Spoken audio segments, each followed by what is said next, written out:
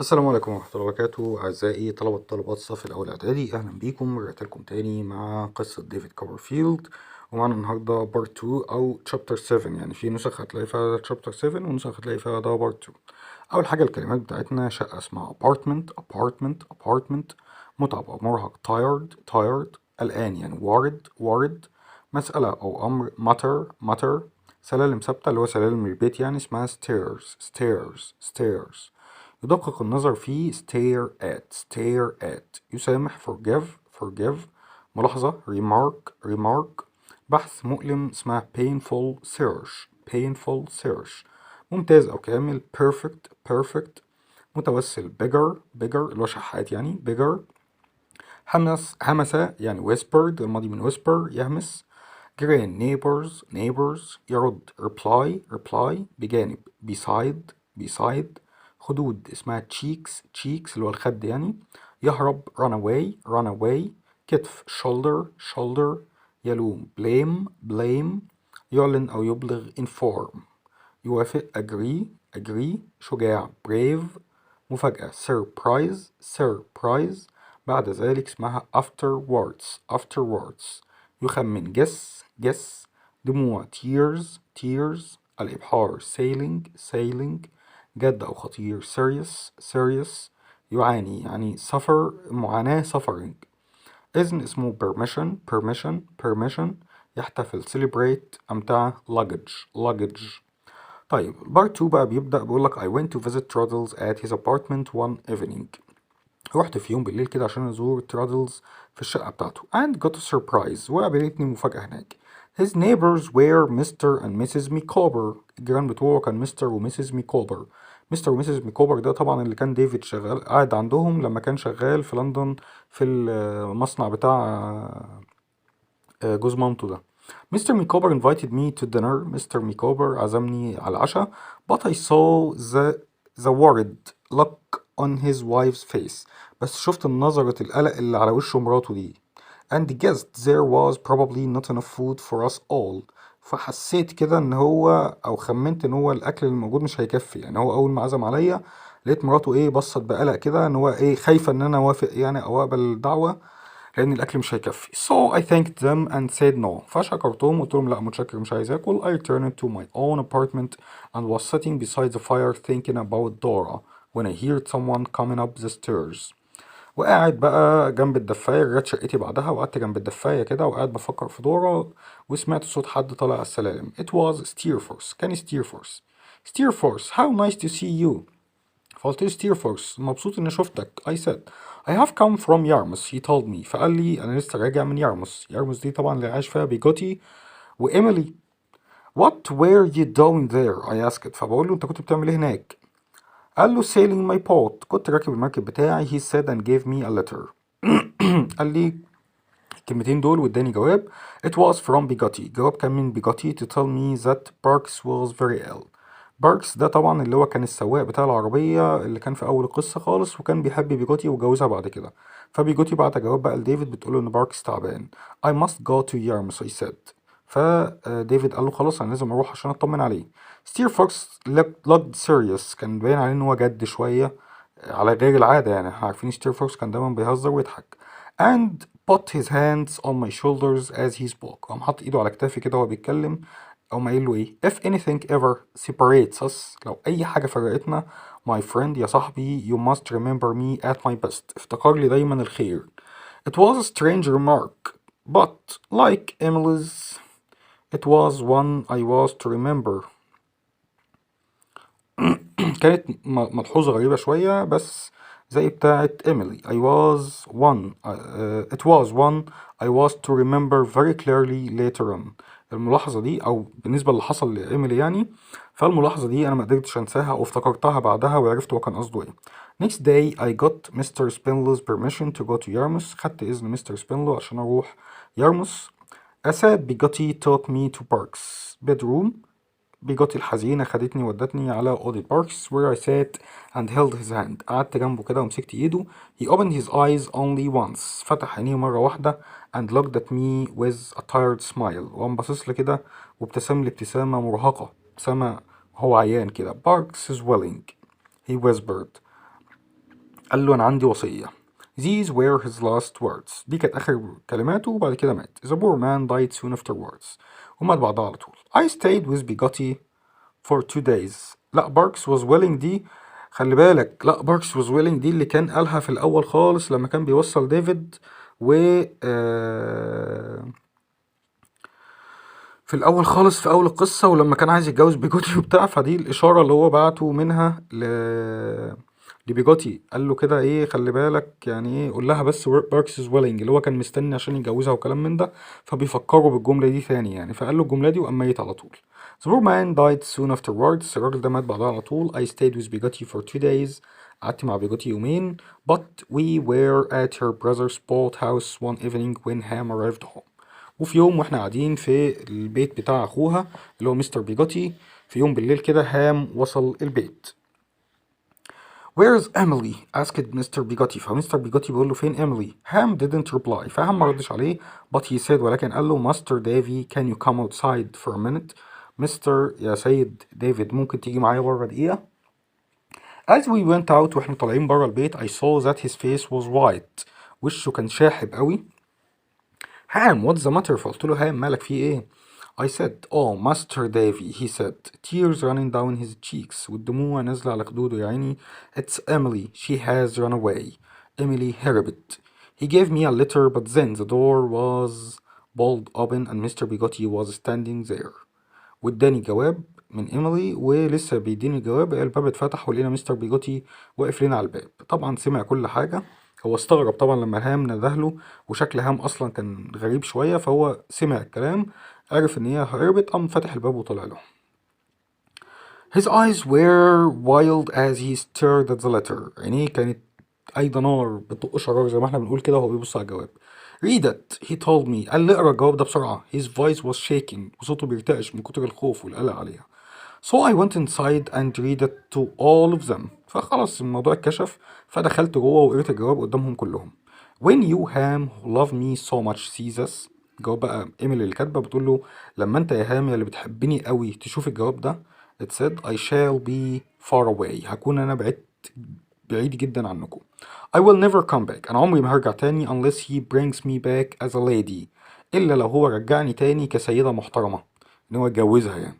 If you who can never forgive me لو أنت عمرك ما تسامحني come back لا استنى forgive me could only know how much I'm suffering love. I'm suffering لو انت اللي بتحبني قوي تقدر تعرف او تحس بالمعاناة اللي انا فيها. Love some good girl. حب بنت تانية تكون كويسة. هام who will be true to you. هتكون صادقة وصريحة معاك. Please give my love to my uncle. وصل حبي لعمي اللي هو مستر بيجوتي. Mr. بيجوتي stood there long after finished reading still looking at me. مستر بيجوتي فضل واقف بعيد كده حتى بعد ما خلصت قراية هو قاعد يبص لي. Then he said وبعد كده ما قال who is he؟ مين؟ يا ترى مين اللي هي هربت معاه؟ who is the man؟ مين الراجل ده؟ I want to know his name. أنا عايز أعرف اسمه. هام looked at me. فهام قام باصص لي كده على ديفيد يعني. and suddenly I knew. وفجأة أنا عرفت حسيت بقى. Master Davy he said in a broken voice. وقال لي بصوت مكسور يا سيد ديفي. I'm not blaming you. أنا مش بلومك ولا حاجة. but his name is Steerforce. ولكن اسمه هو Steerforce. مستر بيجوتي began to shake his anger. بدأ إن هو يهتز من الغضب. I'm going to look for her. قال لهم أنا هروح أدور عليها. He said first I will sink his boat. أنا هروح أغرق المركب بتاعه ده الأول. Sink it where I would like to drown him. هغرق المركب في نفس المكان اللي هغرق فيه ستيرفورس لما أمسكه يعني. Then come to London with you tomorrow Davy. وبعد كده هاجي معاك لندن بكرة يا ديفيد. And he did. وفعلا عمل اللي هو قاله. A sad broken man. رجل حزين مكسور who I watched walk away to begin a long and painful search. شفته هو ماشي قدامي عشان يبدأ رحلة بحث مؤلمة وطويلة. I had to return to London. فكنت مضطر إن أنا أرجع لندن تاني. The day after I was back at my work. واليوم اللي بعد ما رجعت شغلي على طول Mr. Spanlow informed me that it was Dora's birthday. مستر سبينلو قال لي ده عيد ميلاد دورة. فطبعا بقى نسى إيميلي ونسى بيجوتي ونسى الدنيا دي كلها. Come and help us celebrate it. تعالى واحتفل معانا. طبعا مستر سبينلو بيكلم ديفيد. Thank you I said happily. فديفيد قال له يعني بكل سعادة وشكرا.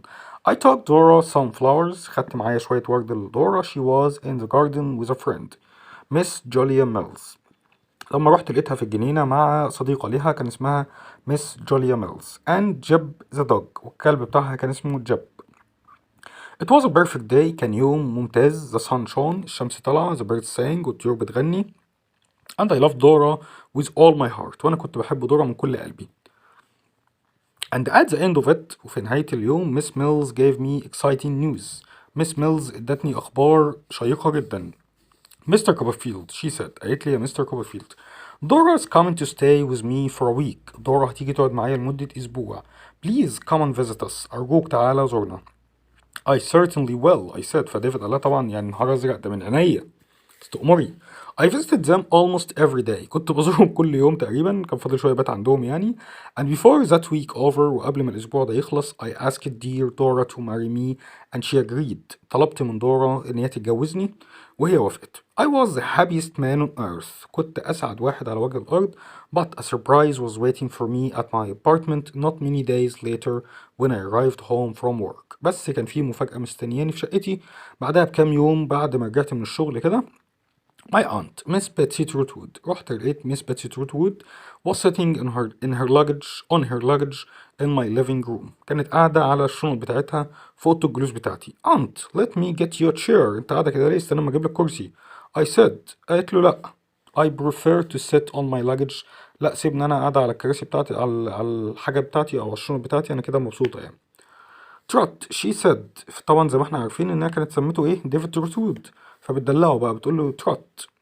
It's all I have now. الشنطة دي هي كل ما أمتلكه دلوقتي. Everything else has gone. كل حاجة راحت. I was shocked. فأنا اتصدمت قوي. What happened؟ إيه اللي حصل؟ I asked. قالت له I'm a beggar. أنا دلوقتي بقيت شحاتة. I'm ruined. أنا اتحطمت يا ابني، أنا اتدمرت. She said.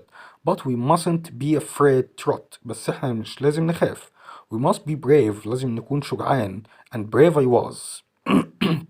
زي ما أنا كنت شجاعة كده، او انا كمان اتشجعت يعني. ديفيد بيقول انا كمان اتشجعت. The very next morning، تاني يوم الصبح، I went to see Mr. Spinlow to ask him for the return of my aunt's £1000. عمته كانت دفعت لمستر سبينلو 1000 جنيه عشان يعلم ديفيد المحاماة. فهو تاني يوم الصبح راح لمستر سبينلو عشان يطلب منه يرجع له ال1000 جنيه دول تاني، لأن عمته خلاص ما عادش معاه ولا شلنين. But he shook his head. بس هزل راسه sadly بحزن. قال له it can't be done. ما ينفعش. he said. الفلوس مش هينفع ترجع تاني يعني. طيب بقولك يا سيدي how nice to see you. مين اللي قال؟ طبعا ديفيد قال الكلام ده لستير فورس لما شافه في شقته. I have come from Yarmouth. برضه ستير فورس اللي قال لي ديفيد بقى. What were you doing there؟ ده رد ديفيد على ستير فورس. sailing my boat. رد ستير فورس على ديفيد. if anything ever separates us my friend you must remember me at my best. طبعا ده ستير فورس اللي كان بيقول لديفيد. Barks is willing. ده آخر كلمات the last words of Barks. آخر كلمات لباركس قبل ما يموت. Master Davy can you come outside for a minute. طبعا ده هام لديفيد. It's Emily she has run away. برضه هام لديفيد. Who is the man? I want to know his name. طبعا ده مستر بيجوتي لديفيد after he found out about Emily's escape. I'm not blaming you. أنا مش بلومك. but his name is Steerforth. طبعا هام to David. I'm going to look for her. مستر بيجوتي لديفيد برضو. First I will sink his boat. برضو مستر بيجوتي لديفيد. Think it where I would like to drown him. خلي بالك sink يعني يغرق الأشياء، ودراون يعني يغرق الأشخاص. فقال لك sink هغرق المركب يعني sink، ومال هغرق Steerforth يعني drown. تمام. طبعا برضو مستر بيجوتي لديفيد. then come to London with you tomorrow. برضو مستر بيجوتي لديفيد. come and help us celebrate it. ده مستر سبينلو لديفيد لما when he invited him to attend Dora's birthday. Dora's coming to stay with me for a week. Please come and visit us. طبعا دي مس جوليا ميلز كانت بتكلم ديفيد about Dora. Aunt let me get you a chair. طبعا ده ديفيد ل his aunt Miss Betsy Trotwood. I prefer to sit on my luggage. ده رد Miss Betsy Trotwood على ديفيد. It's all I have now. Everything else has gone. طبعا ده برضه Miss Betsy Trotwood لديفيد. I'm a beggar, I'm round. نفس الكلام. بيتسي تروت وود لديفيد. But we must not be afraid trot. We must be brave. برضه مس بيتسي تروت وود لديفيد. It can't be done. كوبرفيلد ده بقى مستر سبينلو لديفيد when he asked him to give him back his aunt's money. طيب بعد كده بيقول لك what surprise did David get when he went to visit Traddles at his apartment. ايه المفاجأة اللي حصلت لما ديفيد راح يزور Traddles في شقته؟ طبعا he found that his neighbors are Mr. and Mrs. Micawber. Why did David refuse Mr. Micawber's invitation for dinner? Because he thought that they might not have enough food for them all. ان هو ممكن يكون الاكل مش مكفيهم كلهم.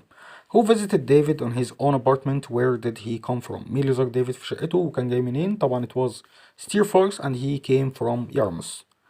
What was Steerforth doing in Yarmouth? ديفيد Steerforth كان بيعمل ايه؟ He was sailing his boat. كان سايق المركب بتاعه، كان بيبحر المركب بتاعه يعني. What did Steerforth give David? Who was it from? Steerforth اداله ايه؟ He gave him a letter. Who was it from? It was from Bigotty to tell him that Barks was ill. What did Steerforth tell David? Steerforth قال له ايه؟ قال له he told him طبعا to remember him of his best. ان هو يفتكر له الخير يعني. What happened to Barks and what were his last words? ايه اللي حصل لباركس؟ He did. أو he died. What was his last words? He told him أو he said Barks is willing. ودي كلمة زي ما قلنا اللي قالها لديفيد في الأول خالص لما كان عايز يتجوز بيجوتي. How long did David stay with Bigotty after Barks' death? قالنا طبعا he stayed for 2 days. يومين. Why were tears running down Ham's cheeks? ليه كان هام بيعيط؟ Because طبعا he found out that Emily has run away. لأنه اكتشف إن إيميلي هربت. What did Emily tell Ham in her letter? She told him طبعا to find a better girl to marry. قالت له شوف لك حد أحسن مني اتجوزه يعني. What did Mr. Bigotty decide to do when he heard about Emily's elopement? عمل ايه مستر بيجوتي لما عرف ان هي هربت؟ طبعا he decided to look for her أو to search for her. قرر ان هو يدور عليها. What did Mr. Spinlow inform David when he returned to London? مستر Spinlow بلغ ديفيد بإيه لما رجع للندن؟ طبعا he informed him that it was Dora's birthday and invited him to help him celebrate Dora's birthday. قال له إن هو عيد ميلاد دورا وعزمه كمان يروح يحضر معاهم. What did David take for Dora in his birthday? طبعا he took some flowers. Who was Miss Julia Mills? She was a friend of Dora أو she was Dora's friend. What exciting news did Miss Mills give David at the end of the celebration of Dora's birthday? طبعا she told him that Dora would come and stay with her for a week and she invited him to come and visit them. قالت له إن دورا هتقعد عندهم أسبوع وكمان عزمته يروح يحضر يزورهم هناك. Why was David the happiest man on earth? ليه كان ديفيد أسعد واحد؟ طبعا because he asked Dora to marry him and she agreed. What was the surprise waiting for David at his apartment? ايه المفاجأة اللي كانت مستنياه؟ طبعا his aunt Miss Betsy Trotwood told him that she has lost all of her money. خسرت كل فلوسها. What did David do to help his aunt return her money? He went to Mr. Spinlow to ask him to return of his aunt's £1,000 but he told him it was impossible. راح طبعا لمستر سبينلو وطلب منه يرجع ال1000 جنيه اللي هي كانت دفعتهم له بس هو رفض. طيب بعد كده بقولك I have come from Yarmouth. مين؟ طبعا Steerforth to David when he came back from Yarmouth أو when he went to visit him in his apartment لما راح عشان يزوره في شقته بعد ما رجع من يارموث. If anything ever separates us my friend you must remember me at my best. طبعا برضو كان Steerforth to David when he went to visit him in his apartment لما راح يزوره في شقته. It's Emily. She has run away. طبعا ده كان هام to David when he found her letter لما لقى الجواب بتاعها. I'm not blaming you but his name is Steerforth. برضو هام to David when he found out that Emily has run away with Steerforth. It's all I have now. Everything else has gone. طبعا Miss Betsy Trotwood to David when she lost all of her money. طيب بعد كده الأسئلة بقولك why did David refuse Mr. Micawber's invitation for dinner؟ ليه رفض دعوة مستر ميكوبر على العشاء؟ Because he thought that they might not have enough money for them all. لأنه اعتقد إن ممكن يكون الأكل مش مكفيهم يعني.